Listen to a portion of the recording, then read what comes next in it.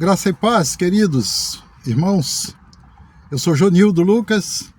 Alguns me conhecem como pastor Jonildo, até porque eu vivi quase 30 anos como pastor do sistema da instituição religiosa, mas hoje eu não carrego mais esse título. Hoje eu me detenho pregando o Evangelho da Graça. E é justamente sobre isso que eu gostaria de falar um pouco sobre o Evangelho, né? Sobre os Evangelhos, principalmente o Evangelho da Graça, né? Porque o Evangelho da Graça veio depois da cruz, do Novo Pacto, né? Cristo estabeleceu esse Evangelho ali no período dos apóstolos, onde havia outros evangelhos. O Evangelho do Reino, que estabeleceu o reino de Cristo, né, que já foi pregado naquele período. E lá em Gálatas 2, verso 7, também fala do Evangelho da circuncisão, que era o Evangelho da lei, que alguns dos apóstolos pregavam também esse Evangelho, que é o Evangelho da lei, que era também conhecido como o Evangelho da circuncisão, simbolizando assim a lei. E Paulo pregava o Evangelho da incircuncisão, está lá em Gálatas 2, verso 7. Paulo deixa claro que ele pregava o Evangelho da incircuncisão, que era o Evangelho ao gentio, que era o Evangelho da graça de Deus para todo mundo, né? Não era mais só para judeu. E gostaria de falar um pouco sobre os diferentes evangelhos e falar sobre os benefícios, né, os efeitos destes evangelhos. Em Gálatas ainda Paulo falou que qualquer um que pregasse o evangelho diferente daquele que ele tinha anunciado aos gentios era anátema, né? Então nós queremos falar sobre alguma coisa sobre o efeito desse anátema. Os irmãos já sabem o que significa, né? A palavra anátema, que é maldição ou maldito, né? E o Evangelho da Graça não. O Evangelho da Graça só traz benefícios, libertação. Ele liberta o homem do medo, da insegurança, das incertezas.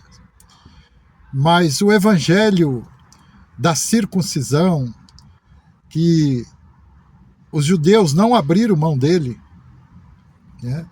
Ele traz o medo, traz o pânico, porque ele é o Evangelho. Este Evangelho Paulo classificou como anátema, maldição, maldito. Então, por mais que não pareça ser, né, aparentemente parece ser coisa boa, mas por trás ali está a maldição. E falar em maldição é uma série de coisas. É a maldição do dízimo, né? É como se você estivesse comprando ali, né, alguma coisa, pagando para Deus e não é. Deus não cobra nada. Espírito maligno, que eles criaram ser, tudo faz parte deste evangelho da maldição, né? Esse ser, né?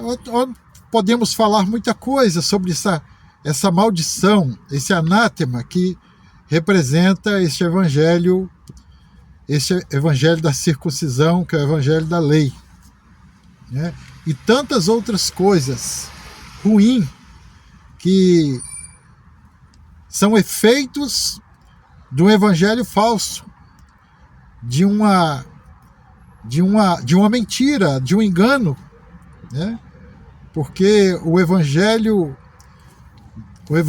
da graça, né? Tem um texto que até gostaria de ler aqui para os nossos irmãos, está lá em Efésios, no capítulo 1, verso 13, né? Diz assim: a mesma coisa aconteceu também com vocês quando ouviram a verdadeira mensagem.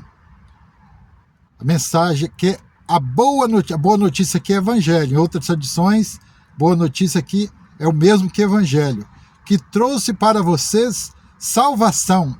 Vocês creram em Cristo e Deus pôs em vocês a sua marca de proprietário quando lhes deu o Espírito Santo que ele havia prometido. Olha a diferença de vocês dar crédito ao verdadeiro evangelho, que é o evangelho da graça, que é a boa notícia, que é o mesmo que o evangelho. Então nós não queremos aqui criar uma disputa, até porque nós não temos religião. Os pregadores do evangelho da graça não possuem religiões, né? O evangelho da graça é um só em toda parte do mundo. É uma só palavra, é uma só doutrina, não tem diferença. É aqui em qualquer lugar do mundo, né? Ele não altera, porque ele está inserido na palavra de Deus. E quando nós saímos, por isso que Paulo falou, qualquer outro que pregar outro evangelho é anátema. Então tem muitos anátema, não querendo desfazer de ninguém, mas é a palavra de Deus. E eu sempre tenho dito isso. Não creia em mim, não acredite no que eu falo, mas acredite na palavra, no que está escrito. E assim, se está escrito, eu creio que Paulo recebeu as revelações ali de Deus para os gentios, para toda a nação. Não era mais só para judeu.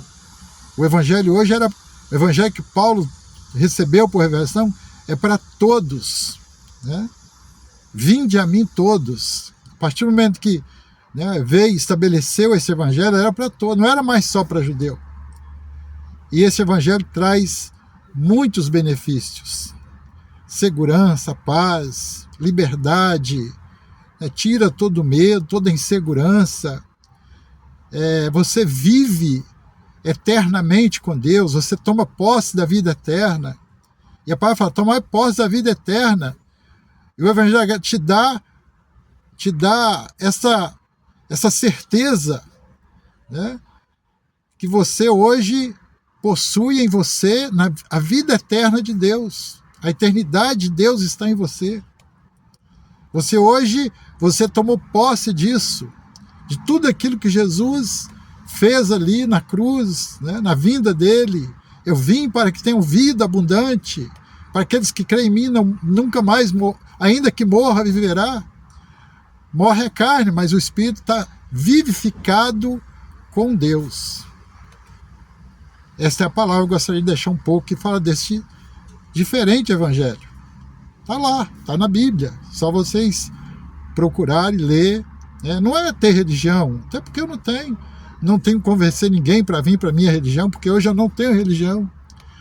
Hoje a minha religião é Cristo, é Deus, Cristo em vós, esperança da glória. Graça e paz, meus queridos, fiquem todos na paz.